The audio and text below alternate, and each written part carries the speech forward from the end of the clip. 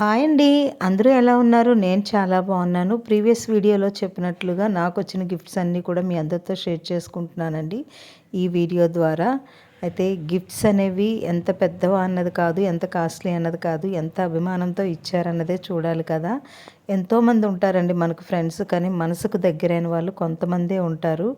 అలాంటి వాళ్ళని మనం ఎప్పుడు కూడా మిస్ చేసుకోకూడదు. ప్రతి మనిషికి కష్టమైన, బాధైనా, సుఖమైన ఏదో ఒకటి పంచుకోవడానికి ఒక ఫ్రెండ్ అంటూ ఉంటారు కదా. నాకు కూడా అలాగ చాలామంది ఉన్నారు ఫ్రెండ్స్.